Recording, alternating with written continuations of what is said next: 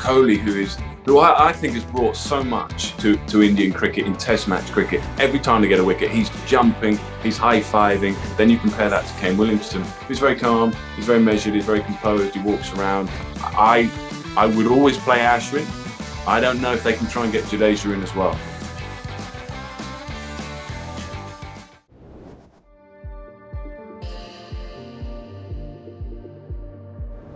Well, seeing as you finish on captains, I'll start there. I mean, you couldn't wish for two different styles, shall I call it that? I mean, you kind of hit on it there. You've got Kohli, who I think has brought so much to Indian cricket in Test match cricket. The enthusiasm. You watch him every time there's a wicket, and you guys back there. I mean, every time they get a wicket, he's jumping, he's high-fiving, he's living the moment. It is the most important thing that's ever happened to him in his life, that wicket.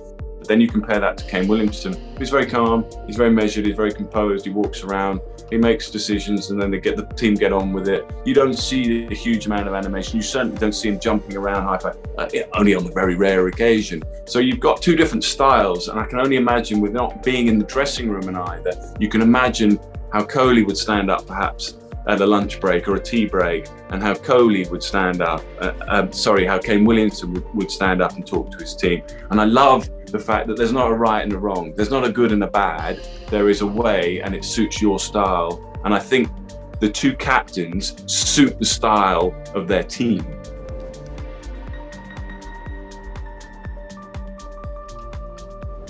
Well, it's going to be huge. And I think if you look at the journey of a cricketer, what he achieved in the last two series was he went up 2 or 3 notches in terms of what people and how people will perceive Rishabh Pant. So I think this is purely my view. So he goes to Australia, and he doesn't take part in the early part, and it's almost like here's this really seriously talented cricketer who is just talented and has potential and will have his good days and will be an amazing player down the line. But I think what he achieved in that series was he is now an amazing cricketer. He developed, he matured, he brought the best of his game out in hugely challenging times, team under pressure, moments where the game could slip either way. Rishabh Pant was the man in the middle who was guiding the ship and guiding it towards the Indian shores. And I thought that the way he did that, and the composure, and how measured at times. We know he can play amazing shots. I know that he can run down the wicket. I was on commentary. There's an extraordinary moment where he ran down and hit Nathan Lyon over long on, having Tim Payne brought long on up. It was just, I've not seen cricket like that in a Test match, with the game so close to going either way. But he has that ability to almost take out perceived wisdom. This is how you do it. By the way, I'm Rishabh Pant, and I'm going to do it slightly differently.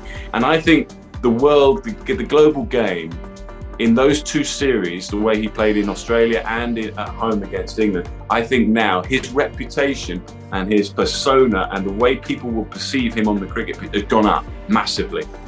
As I say, from a kid with huge potential to a really seriously dangerous cricketer at any given time, whether he's blocking out for a draw, whether he's taking it to win.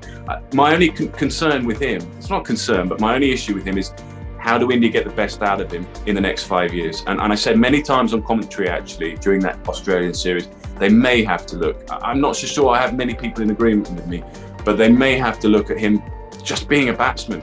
I know his wicket-keeping improved dramatically, actually, in that India series against England.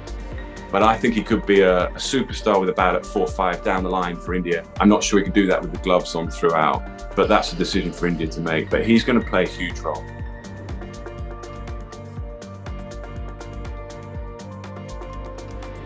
Yeah, that is my one concern for India, is the swinging ball. I'm not so much worried about the pace. I think Wagner, if he plays, will bang it in, and he's going to make you uncomfortable. Bolt Southey is my concern for India. And I think it will swing. The new Duke's ball will swing. And if they can cause 1 or 2 problems for India's top order early on in the game and get behind the game, India, that is my major concern for them. So yes, I think the 2 attacks are high quality, and India can do the same to New Zealand, no question about that.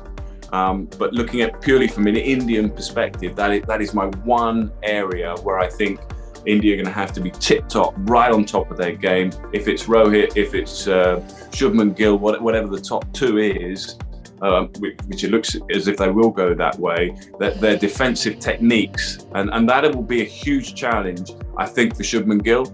I enjoyed watching him play. I think he's going to be one of the next global superstars. I think he's that good, and I think he has that much class and potential. But playing in England with the swinging Duke's ball against a high-quality attack, that's going to be the next level for him. And if he can come through that, wow, he's going to be a seriously good player, perhaps even earlier and quicker than I thought. So I think that will be a huge challenge for India's top order.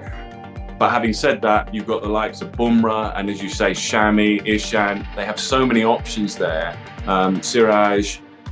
That is why I get so excited about this game, because you've got, so hard to call, two top sides, but you've got two top bowling units with, at times, perhaps the ball being on top of the bat with the conditions here with the Duke's ball in England.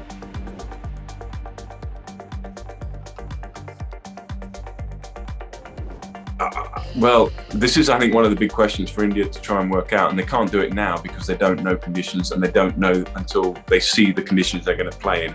But one thing I've been racking my brain over is, I think Jadeja is a fantastic. I don't need to try and convince Indian fans of that. They know that. The world game knows that. His record in Test match cricket in the last few years, I think he's averaging over 50 with the bat, and I think he's a real danger with the ball.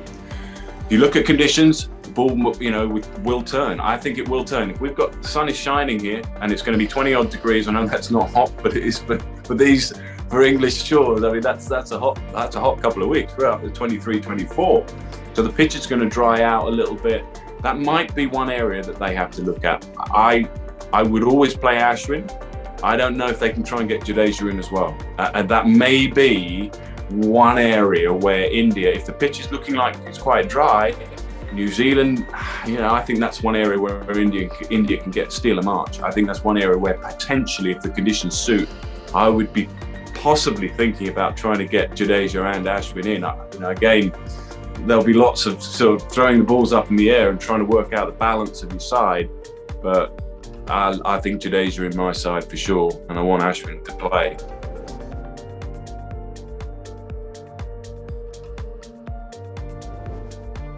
Okay, right. Well, when you ask these questions, I can only really go with instinct and my first thought. So the first name that came up is Trent Boult.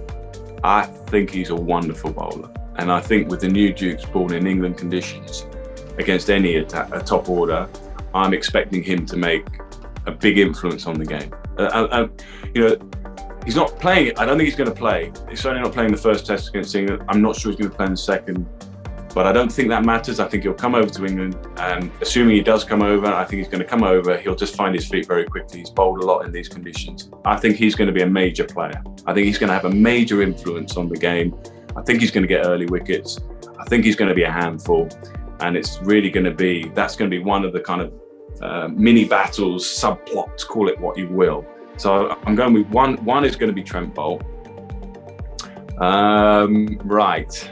Okay, so that was my first thought. I've got to go.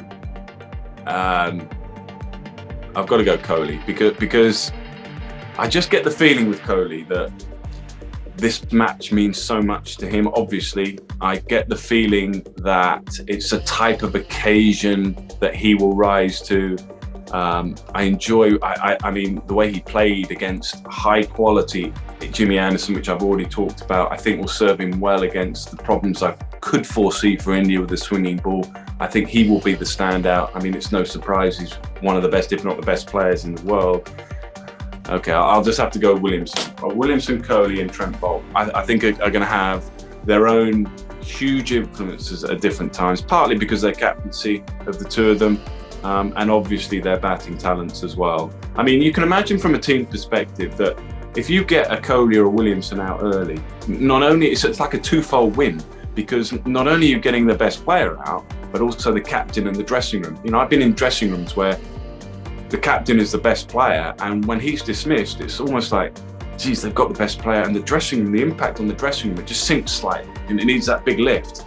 And that's what you get when a Williamson or a Kohli get a big 100. So I think the impact psychologically on a Kohli and a Williamson dismissal and their captaincy and Trent Boult. There you go, you got 3 names. I've probably given you about 7 or 8 names there, but I'm going to stick with those 3.